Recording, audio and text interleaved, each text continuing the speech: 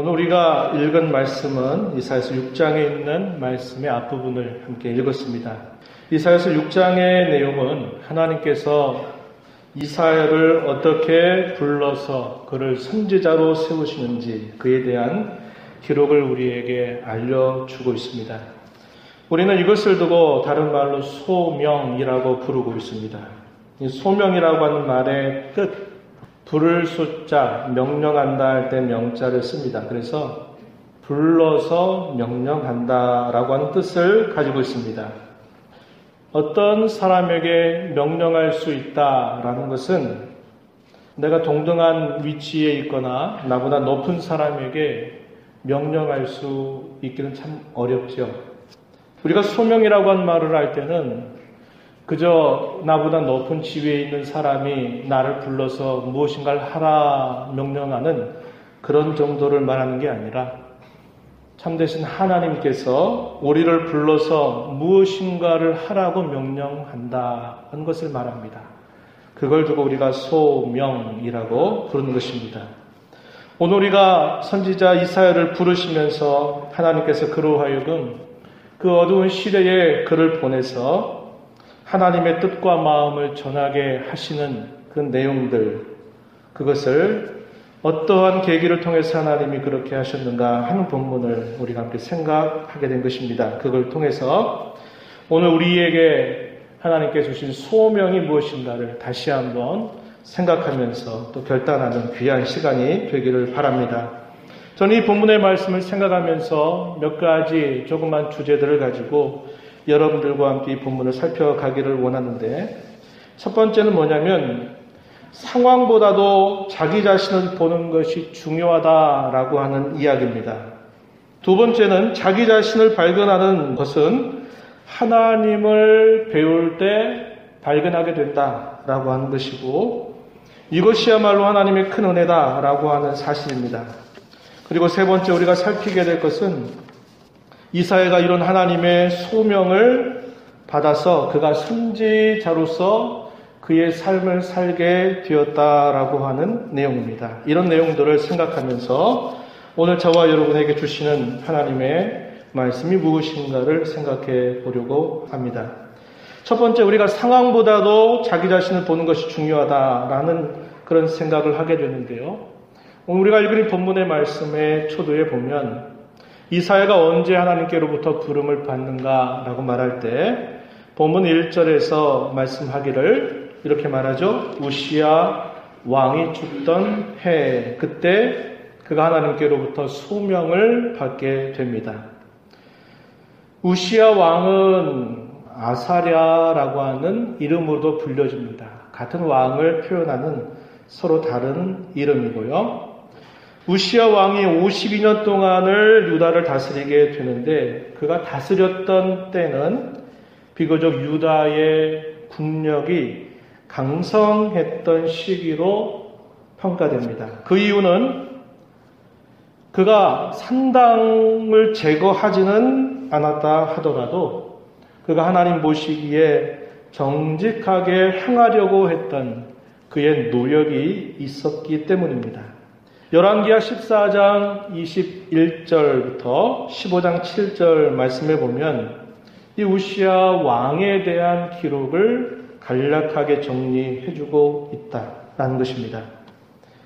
산당을 제거하는 일은 결코 쉽지 않았어요. 왜냐하면 산과 들에다가 그들이 제사를 드리기 위해서 만들어 놓은 것이 한두 곳도 아니었고, 아주 오래도록 이러한 일들을 어떤 왕도 제대로 감당하지 못했기 때문에 우시야 왕이 유다를 다스릴 때에도 역시 그도 이 산당을 제거하는 일에는 그가 제대로 감당하지 못하지만, 그럼에도 불구하고 그의 아버지 선대 왕이었던 아마샤를 본받아서 하나님 보시기에 정직하게 행하려고 했다고 하는 것입니다. 그래서 그가 긴 기간 동안 유다를 다스린 동안에 이 유다 나라는 비교적 안정적이고 강력한 그런 힘을 과시할 수가 있었습니다. 그런데 시간이 흘러가면서 그의 마음이 교만해진 것입니다. 그 나라가 비교적 안정적이고 잘 되는 걸 보면서 그의 마음이 교만해졌고, 또 하나님의 거룩하심을 그가 모독하는 일을 하게 되면서 하나님께로부터 치심을 받아 그가 나병에 걸리게 됩니다. 그래서 그 나병에 걸린 상태로 그의 죽음을 맞게 됨으로써 그가 통치하는 이 말기에 상황이 아주 안 좋은 상황으로 치닫게 되었던 것입니다. 역대하서 26장 16절 말씀 보면은 이런 말씀을 우리에게 전달해 주는데요. 그가 강성하여 짐에 우시아를 말한 겁니다. 그의 마음이 교만하여 악을 행하여 그의 하나님 여호와께 범죄하되 곧 여호와의 성전에 들어가서 향단에 분향하러 한지라. 19절 말씀에서 보면 또 이렇게 소개합니다. 우시아가 손으로 향로를 잡고 분향하려 하다가 화를 내니 그가 제사장에게 화를 낼 때에 여호와의 전안 향단 곁 제사장들 앞에서 그의 이마에 나병이 생긴지라. 이렇게 알려줍니다. 그가 해서는 안 될 일들을 그가 왕의 권한으로 침범하게 되면서 하나님께로부터 나병을 얻게 되었고 그 나병을 계속 가지고 있던 상태에서 마침내 그가 죽게 되었다라고 하는 것입니다. 왕이 죽고 또 새로운 왕이 시작된다고 하는 것은 대단히 긴장의 시기가 되는 것입니다. 왜냐하면 어떤 왕이 세워지느냐에 따라서 그 나라의 운명이 결정되는 일들이 늘 있었기 때문에 그러합니다. 당시의 역사적인 상황은 어두움이 드리워지고 있었습니다. 더 암울한 것은 상황 때문에 정작 그들 자신들의 상태를 보지 못하는 것이 아닌가 하는 생각을 하는 것입니다. 진짜 자기 자신들이 누구인가를 보지 못하는 존재, 그러한 존재가 당시의 유다 백성들이었고 이것을 우리가 곰곰이 생각해 보면 그게 곧 우리 사람의 모습이다라는 것을 우리는 알게 됩니다. 사람들은 그저 상황 탓만 하는 것입니다. 상황 탓만 하면서 내가 어떠한 처지에 있는지를 잘 생각하지 않는 것입니다. 역사적인 상황에 암울함보다도 더 중요한 것은 자기 자신들의 모습을 발견하는 것입니다. 요즘에 미투 운동 계속적으로 힘을 발휘하고 있고 이 운동이 우리 사회 전반으로 확대되고 있습니다. 유명한 작가, 배우들이 성추행으로 공개되고 죽음으로 안타깝게 자기의 삶을 마치기도 하고 장래가 기대되고 촉망되는 지도자가 결정적인 타격을 입고 있는 것입니다. 종교계에도 이 일은 예외가 아닐 것입니다. 미투 운동이 무엇인가? 우리 사회에 긍정적으로 새로운 변화를 예고하고 있다라는 그런 면에서는 많은 사람들이 찬성을 하고 있고 또 그 일들에 대해서 대단히 좋은 취지를 가지고 바라보지만 결국 그 운동 속에 우리가 간과하기 쉬운 것은 결국 우리 자신들의 죄악됨을 보지 못하고 있는 것이 아닌가 하는 생각을 하게 됩니다.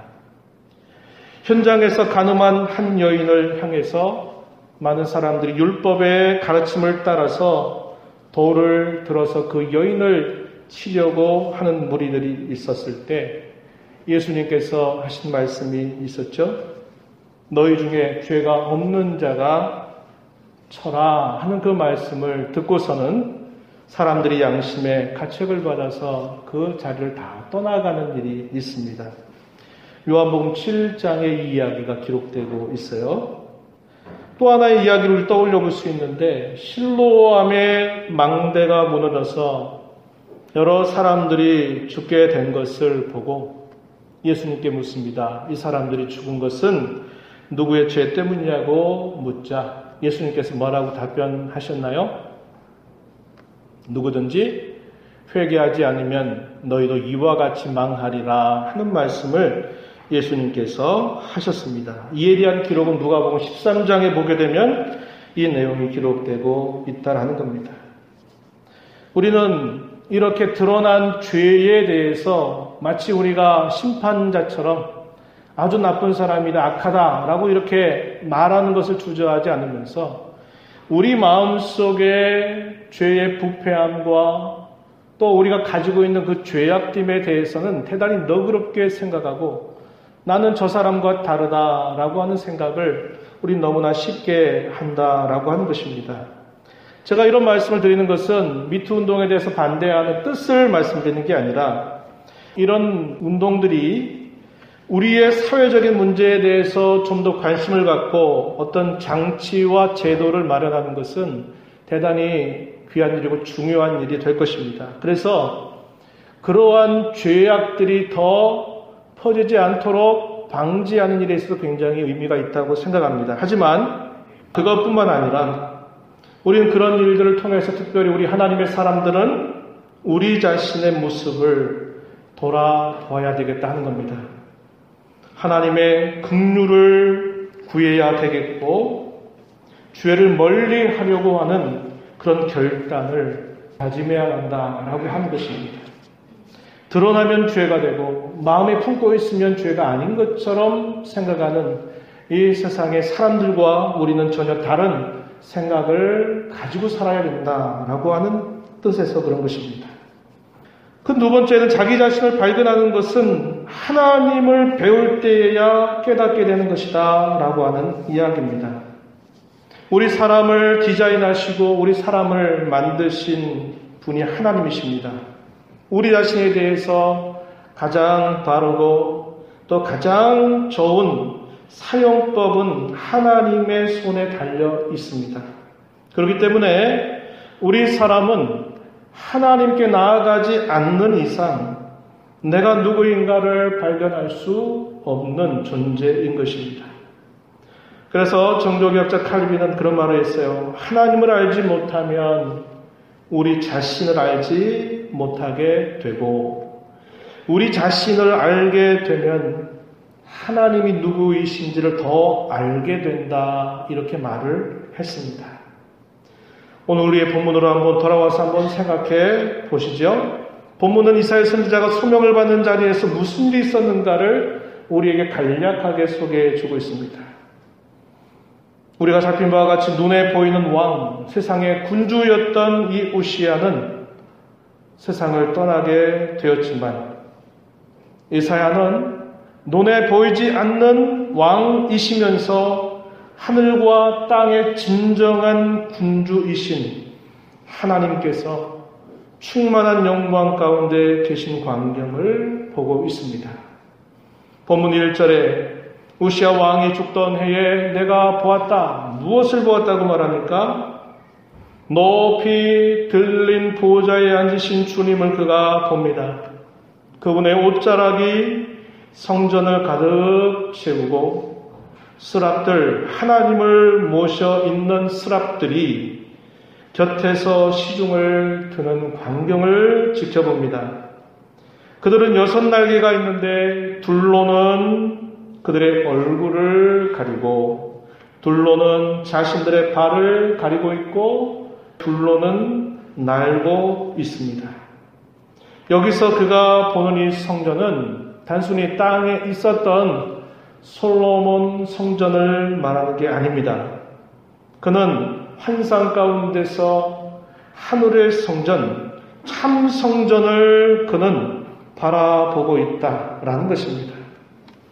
죄가 없고 흠이 없는 거룩한 천사 그룹인 이 스랍들도 거룩한 영광으로 가득 차 있는 주님의 모습을 볼 수 없기 때문에 두 날개로 눈을 가리고 있는 것이고 다른 두 날개로는 그의 발을 가리고 있는 것입니다.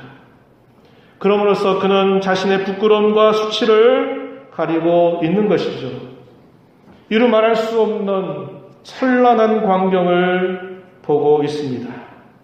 그냥 말이 필요 없는 압도의 수준일 것입니다. 바울사도는 부활하신 주님의 영광을 그가 바라보면서 해보다도 밝은 그 빛을 보면서 그의 눈이 멀게 되었던 것 우리는 알고 있죠. 그가 훗날에 3층 천에 올라가서 그가 이루 말할 수 없는 광경을 보게 되었던 것을 그는 표현하였습니다. 마치 그와 같은 광경을 이사야는 보고 있는 것입니다. 그러한 광경을 보면서 그는 음성을 듣습니다. 3절 말씀에 보면 서로 불러 이르되 이 서랍들이 하나님 앞에서 돌리는 그 찬송의 내용을 그가 귀로 듣고 있습니다. 어떤 내용입니까? 거룩하다 거룩하다 거룩하다 만군의 여호와여 그의 영광이 온 땅에 충만하도다. 입을 열어서 찬송합니다. 거룩하신 하나님, 천군 천사에 둘러싸여 계신 만군의 여호와의 이름을 부르며 온 땅에 충만하고 가득한 영광을 찬송하고 있습니다. 하나님께서 우리와 만나주시고 우리에게 경험하게 해주시는 부분이 마치 하나님의 전부인 것처럼 하나님을 생각해서는 안 되는 이유가 여기에 있는 것입니다. 우리의 일생 속에서 우리가 만나는 하나님, 우리가 경험하는 하나님, 대단히 작은 부분에 지나지 않는 것입니다. 그런데 우리는 하나님을 내가 경험하고 내가 만난 정도로 전부인 것처럼 하나님을 생각하게 될 때가 너무나 많다는 겁니다. 이사야 선지자는 그런 하나님을 보고 있는 것이 아니라 말로 이루 표현할 수 없는 그런 찬란한 광경, 그가 압도당해서 그 광경을 보고 듣고 있는 것이죠. 하나님의 이런 충만한 임재가 현상들을 동반하는데요. 4절 말씀에 보면은 이렇게 표현합니다. 문지방의 터가 요동하며 성전의 연기가 충만한지라. 하나님께서 그분이 임재하신다 할 때마다 하나님께서 늘 동반하셨던 현상들이 있었죠. 그것은 쇠피나 영광의 구름이라고 하는 것으로 가득 채우는 것이었습니다. 하늘 성전 전체가 주의 거룩한 임재, 그의 충만한 영광으로 말미암아 연기가 가득 채워져 있는 광경을 보고 문지방의 터가 요동하고 흔들리고 있는 그런 모습을 그가 보게 되는 것입니다. 이것은 마치 옛적에 시내산에서 하나님께서 그 백성들에게 찾아오실 때 나타나셨던 그러한 현상들을 떠올려 주는 것입니다. 출애굽기 19장 16절 이하의 말씀에 보면은 이런 말씀을 우리가 확인하는데요. 셋째 날 아침에 우레와 번개가 빽빽한 구름이 산 위에 있고 나팔 소리가 매우 크게 들리니 진중에 있는 모든 백성이 다 떨더라. 모세가 하나님을 맞으려고 백성을 거느리고 진에서 나오매 그들이 산 기슭에 서 있는데 시내산의 연기가 자욱하니 여호와께서 불 가운데서 거기에 강림하십니다. 그 연기가 옹기가마 연기같이 떠오르고 온 산이 크게 진동하며 이렇게 알려주고 있습니다. 하나님의 거룩하신 그 영광이 이러한 장엄한 그런 현상들을 동반하면서 선지자를 압도하고 있는 그런 모습을 표현해 주고 있다는 겁니다. 이러한 하나님을 보는 이 이사야는 어떻게 반응하고 있나요? 보면 5절 말씀에 가서 보니까 그때 내가 말하되 이렇게 표현합니다. 탄식과 부르짖음으로 하나님 앞에 이렇게 고백하게 된 것입니다. 화로다 나여 망하게 되었도다. 나는 입술이 부정한 사람이요 나는 입술이 부정한 백성 중에 거주하면서 만군의 여호와이신 왕을 배웠음이로다. 왕을 배웠다. 세상의 군주는 안타깝게도 죽어서 어둠의 그림자가 가득한 그런 상황 속에 하나님은 세상의 군주를 바라보지 말고 영광 가운데 충만한 나를 바라보아라. 이렇게 하나님은 이 광경을 통해서 이사야에게 보여주고 있는 것입니다. 그 광경을 본 이사야는 자신을 향하여 절망하면서 탄식하면서 자기의 죄악됨을 표현하고 있습니다. 이사야 선지자가 이때 처음 하나님이 누구신가를 알지는 않았을 것입니다. 유다 백성들이나 이스라엘 백성들은 잘 아신 바와 같이 쉐마 이스라엘, 부모의 태중에 있을 때부터 하나님의 말씀을 듣고 배우면서 자라온 백성들입니다. 하나님이 낯선 분이 아니신 겁니다. 그런데 하나님께서 그를 그 시대의 선지자로 소명해서 그를 보내시면서 하나님이 누구이신가를 보여주고 있는 것이죠. 이제까지 그가 알았던 하나님, 예전에 기억했던 그 하나님의 모습이 아닌 것입니다. 거룩하심으로 영광으로 가득 차 있는 하나님을 그가 배우자마자 그는 자기의 죄악됨을 토해낼 수밖에 없었습니다. 그거는 어떤 상황에 처해서 어떤 말을 했기 때문에 어떤 행동을 잘못했기 때문에 자기의 죄악됨을 고백하는 정도가 아닙니다. 내가 이렇게 말했군요. 내가 이렇게 악을 행했군요. 이런 안 좋은 상황 속에서 이렇게 하고 말았군요. 라는 식의 자기의 죄악됨을 고백하는 수준이 아닙니다.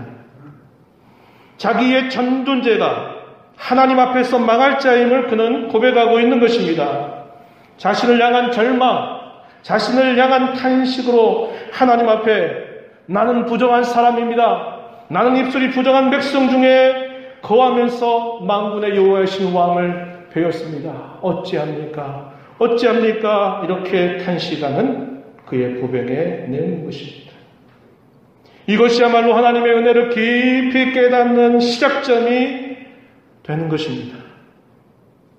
이사야서 6장 우리가 읽은 본문 뒤에 와서 보면 9절과 10절 보면 이런 말씀을 우리가 있습니다. 여호와께서 이르시되 가서 이 백성에게 이르기를 뭐라고 이르라고 말씀하시나요?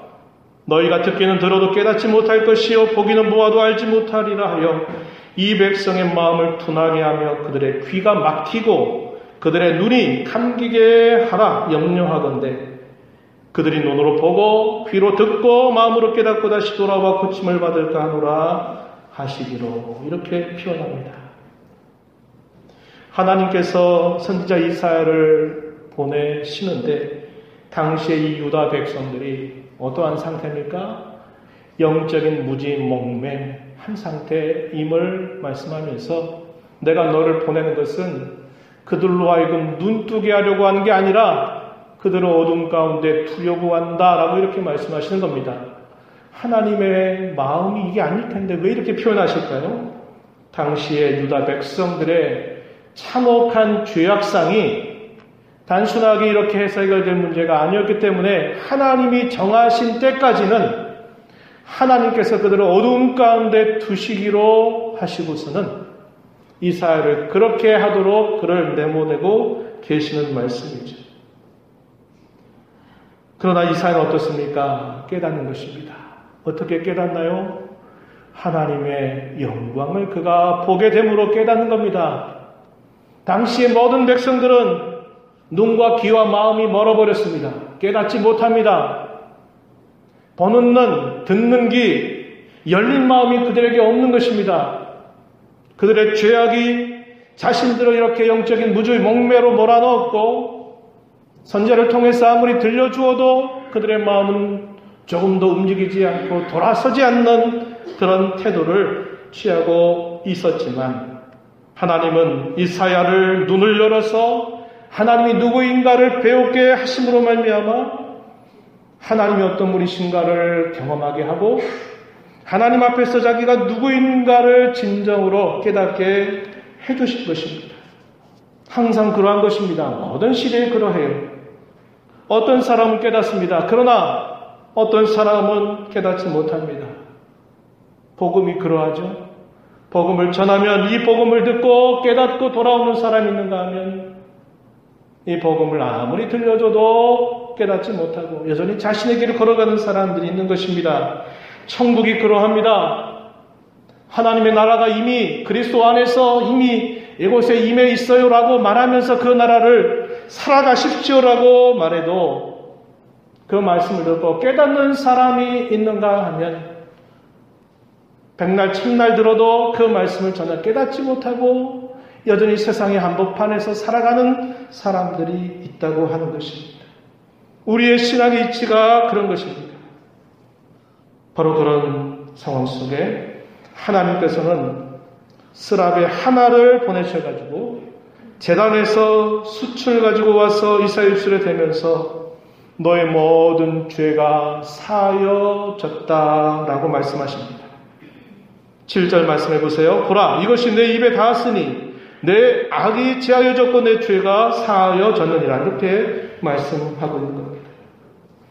하나님 앞에서 자기 자신에 대해서 절망하고 자신에 대해서 탄식하는 것은 결코 우리로 사망으로 몰아넣는 것이 아닙니다. 그의 절망과 탄식은 사죄, 죄의 용서에 대한 감격과 기쁨으로 변하게 되었다는 것입니다. 나 같은 사람이 이렇게 용서함을 받다니요. 나 같은 사람이 어찌 하나님 앞에 그러한 죄 용서를 받을 수 있다니요.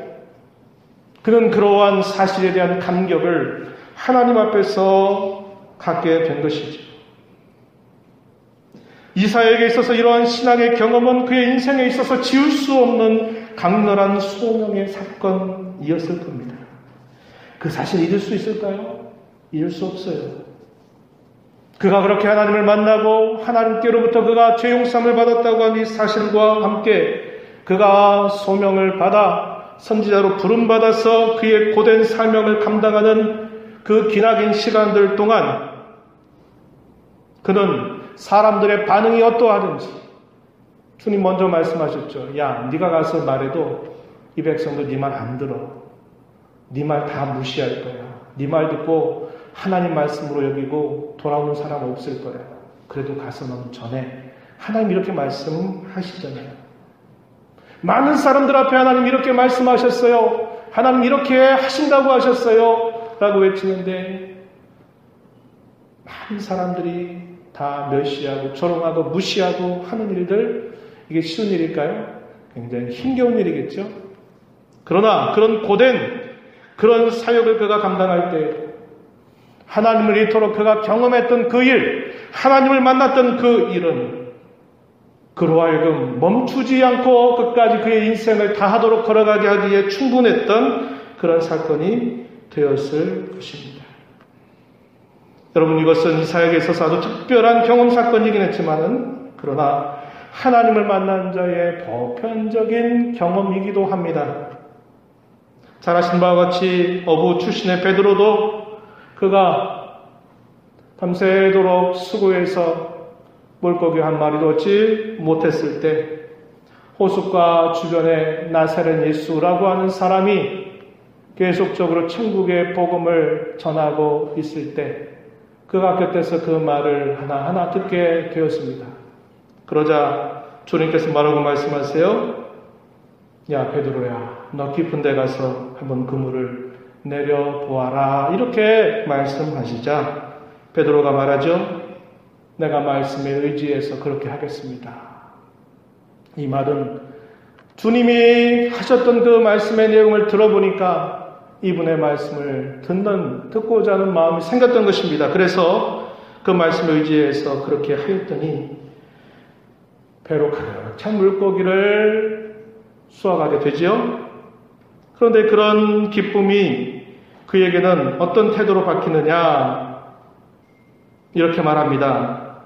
주여 나를 떠나십시오. 나는 죄인입니다. 이렇게 고백하면서 도무지 이해할 수 없는 그런 상황이 펼쳐진 것입니다. 사람들은 기뻐했어요. 아, 나사렛 예수, 저분이 저렇게 이야기했는데 경험적으로 안 맞는 이야기인데 저렇게 말씀하는 거 들었더니 저런 일이, 저렇게 놀라운 일이 일어났구나 생각하면서 사람들은 기쁨과 환희로 가득했을 거예요. 그런데 베드로는 텁썩 무릎을 꿇고 주 앞에, 주님, 저는 죄인입니다. 나 같은 사람 떠나십시오. 라고 이렇게 고백하고 있는 것입니다. 왜 그럴까요? 그는 단순히 물고기를 많이 거둔 것만 본 게 아니에요. 그 말씀하신 주님의 말씀을 듣고 그가 순종했는데 그 말씀을 통해서 그가 뭘 봅니까? 그 말씀하신 그 주님이 어떤 분인가를 그가 보게 된 것입니다. 그 주님 앞에서 나는 죄인입니다. 나는 주님 앞에 설 수 없는 가련한 인생입니다. 떠나십시오라고 이렇게 말씀을 드렸던 것이죠. 예수님께서는 그를 향해서 무서워하지 말아라. 이제부로는 네가 사람을 나는 어부가 되게 할 것이야 라고 이렇게 말씀하면서 그를 불러서 제자로 삼아 그로 하여금 그의 일생을 제자로서 사도로서 살아가도록 그를 파송하시는 일을 하셨던 것입니다.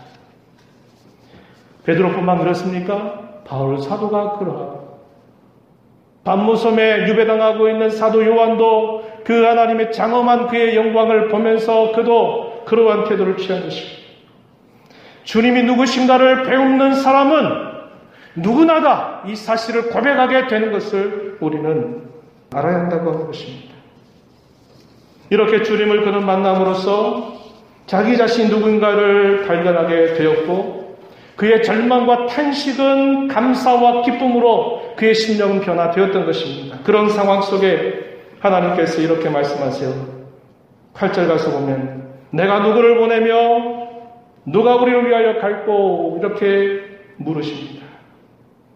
그 이야기를 들은 이사야는 뭐라고 답변합니까? 9절에 내가 여기 있습니다. 나를 보내십시오. 하나님께서 이사야 선지자를 불러 소명하시는 그 사건의 절정은 바로 여기에 있는 것이죠. 너 이사야야 가라 이렇게 말씀하신 게 아니라 그를 곁에 두면서 하나님께서 말씀하세요. 내가 누구를 보내야 될까? 과연 누가 우리를 위하여 갈 것인가? 라고 이렇게 묻습니다. 감격과 기쁨에 가득 차 있는 이사야는 예, 제가 여기 있습니다. 저를 보내주십시오. 라고 답변하는 것입니다. 이것은 인격적인 주님의 부름이죠.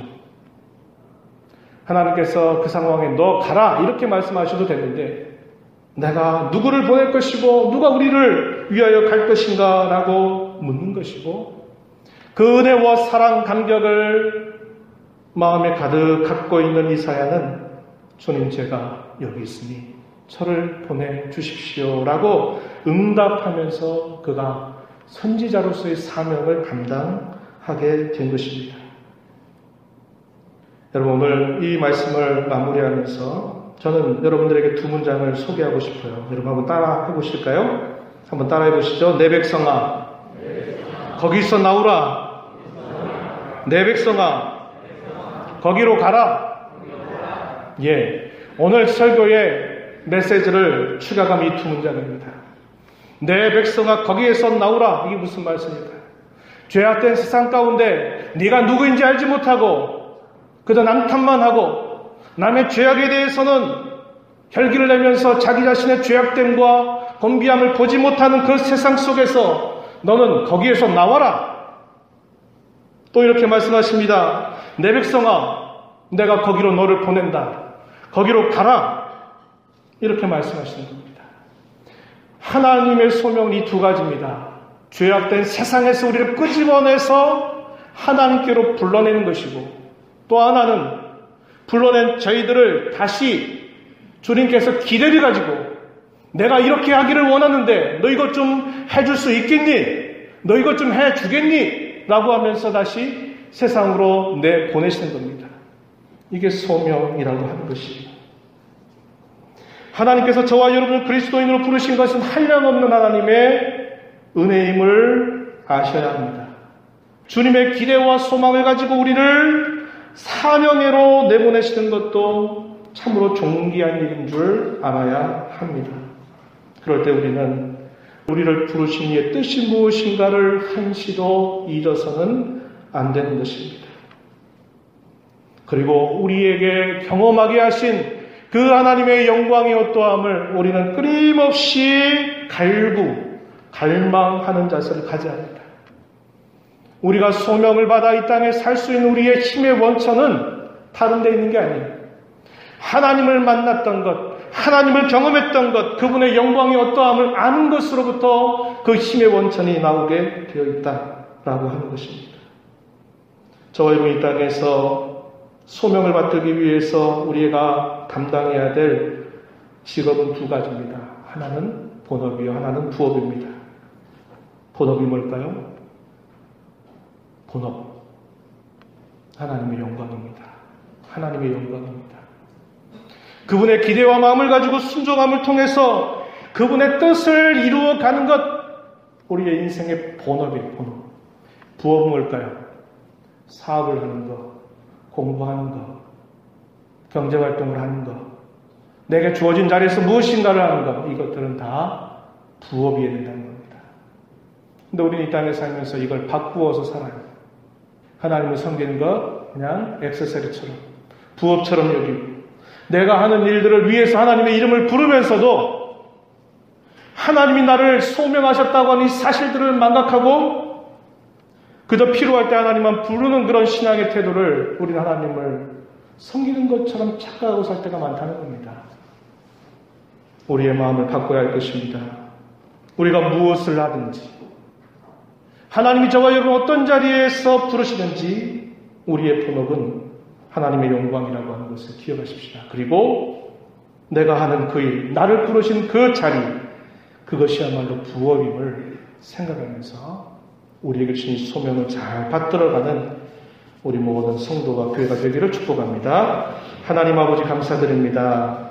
저희들을 사랑하셔서 하나님의 은혜를 받고 하나님의 사랑하심을 입어 하나님의 귀한 자녀로 부름받게 하신 것 감사합니다.